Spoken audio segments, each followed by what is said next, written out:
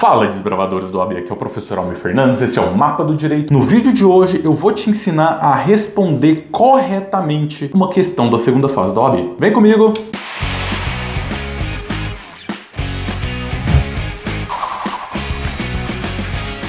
Então, pessoal, eu vejo muita gente na segunda fase da OAB que vai muito bem na peça e muito mal nas questões. E você sabe, para ser aprovado, não basta sair bem na peça. Você tem que sair bem na peça e bem nas questões. Por quê? A prova vale 10, para aprovação você precisa tirar 6, a peça vale 5 e as questões valem 5. São 4 questões, geralmente com A e B cada questão vale 1,25. Então tem muita gente que tem essa grande dificuldade, dá muita atenção para a peça e acaba esquecendo as questões. Eu trouxe aqui para vocês uma questão do 28º exame de ordem feito pela FGV, a questão número 4 de Direito do Trabalho, e eu vou mostrar para vocês exatamente como que eu faria essa questão se eu tivesse ali na hora da prova. Então, pessoal, vem aqui comigo, vou colocar a questão na tela e vou lendo aqui para a gente primeiro entender. Então, o primeiro passo seria justamente ler a questão. Olha só, vem comigo. O gerente de uma rede de restaurantes ajuizou reclamação trabalhista postulando o pagamento de horas extras pelo excesso de jornada e por não ter pausa alimentar regular. Disse o ex-empregado na petição inicial que se ativava na extensa jornada de segunda-feira a sábado, das 8 às 22, com intervalo de apenas 30 minutos para a refeição, que ganhava salário mensal de R$8.000 e comandava a loja, tendo por atribuições fiscalizar o funcionamento da empresa e os funcionários, fazer a escala de férias dos empregados e negociar com fornecedores, além de abrir e fechar a loja, pois tinha a chave da porta e a senha do alarme. O maior salário entre os seus subordinados era de R$3.200. Diante da situação retratada dos ditames da CLT, responda aos seguintes itens. Olha só, aqui a gente já consegue observar alguns detalhes. Primeiro, ele era gerente, os seus subordinados tinham um salário de R$2.000, ele tinha um salário de R$8.000 e ele tinha atribuições de confiança. Ele podia abrir e fechar a loja, ele fiscalizava todo o funcionamento da loja. Então tá bem claro pra gente que se trata de um gerente. E quem tá fazendo a segunda fase da OAB em Direito do Trabalho sabe muito bem que o gerente ele tem um regime próprio em relação à jornada de trabalho. Então, se ele tem uma função de confiança e se ele tem um salário superior a 40% do que ele recebia antes, então ele vai ser considerado gerente. Agora eu preciso ir no meu material para buscar o fundamento jurídico das letras A e B. Olha só, vamos colocar aqui na tela o texto da letra A e eu vou lendo aqui com vocês. Caso você fosse contratado pela empresa, que tese advogaria em juízo em favor dela contra o pedido de horas extras justifique. Olha só, pessoal, aqui você está sendo contratado como advogado da empresa para justificar a impossibilidade de pagamento de horas extras. Agora, gente, vem para o nosso material, então vou pegar meu vademecum aqui e vamos tentar achar qual é o fundamento para isso. Olha só, então eu tô até com um material bem antigo aqui, que foi o material que eu utilizei quando eu fiz minha prova do AB, tá bem marcado aqui. E aqui é muito importante que você conheça bem o seu material, porque você vai ter que ir lá no índice remissivo. Então aqui, por exemplo, eu já sei que no índice remissivo desse material, eu tenho aqui um tópico falando especificamente de gerente, mas esse é o índice remissivo do CPC. Então vamos achar o índice remissivo da CLT aqui. Olha só, índice remissivo da CLT. Aqui eu vou buscar lá por gerente. Opa! Gerente, jornada de trabalho, estabilidade. Olha só, jornada de trabalho, artigo 62. É justamente isso que eu quero, porque é uma questão de gerente que está falando da jornada de trabalho. Então vamos lá no artigo 62 da CLT. Quando eu volto aqui na CLT, no artigo 62, ele vai estar falando: não são abrangidos pelo regime previsto nesse capítulo, item 2, os gerentes assim considerados exercentes de cargo de gestão, aos quais se equiparam para efeito disposto nesse artigo os diretores e chefes de departamento ou filial.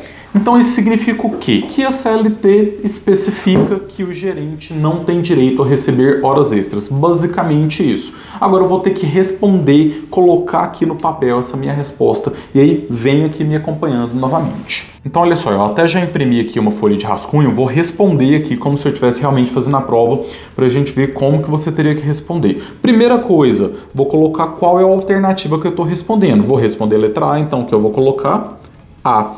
Por que eu preciso colocar isso? porque o edital exige que você divida entre A e B na hora da resposta. Então, olha só, a pergunta está perguntando, eu, advogado da empresa, o que eu iria falar para que esse empregado não recebesse as horas extras? Eu iria responder mais ou menos o seguinte: o empregado em questão... Opa, a caneta está falhando. Minha caneta está meio ruim, vou trocar de caneta aqui. Então, é uma outra dica, teste as suas canetas antes de chegar para a prova. Então, vamos lá. O empregado em questão é gerente. Não preocupa com a minha letra, tá? Aqui minha letra não é bonita, a sua letra na hora da prova ela tem que ser legível.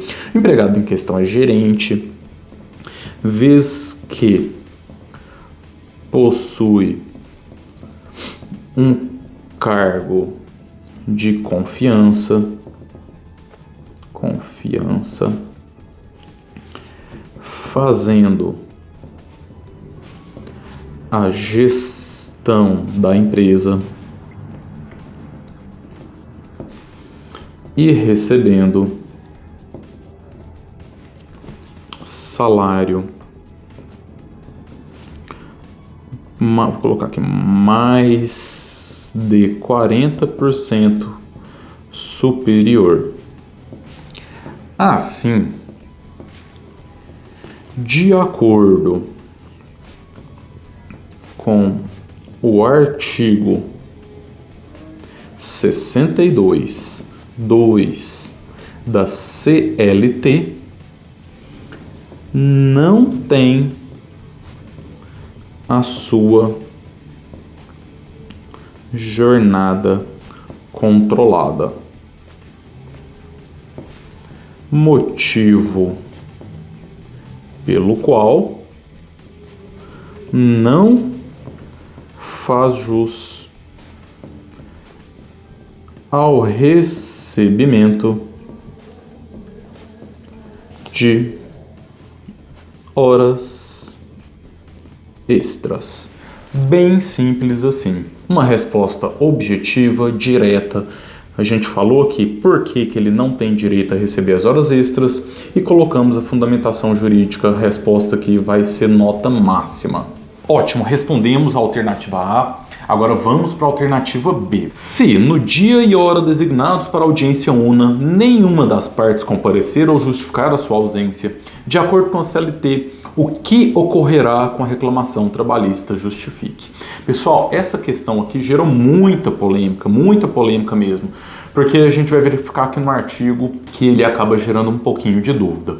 Mas basicamente é uma questão aqui que se trata da ausência do reclamante e do reclamado na audiência inicial e qual seria a consequência. Então, como que a gente vai fazer? Mais uma vez, vamos no Vademecum buscar a fundamentação jurídica correta. Vem cá. Beleza, então vamos pegar aqui no Vademecum, mais uma vez vamos aqui para o índice remissivo. Índice remissivo da CLT é algo que se trata de audiência, ausência e audiência, então vamos procurar por audiência. Será que tem? Vamos lá. Ação, acordo adicional, artista, assinatura, auxílio, autos, ato, alter, audiência.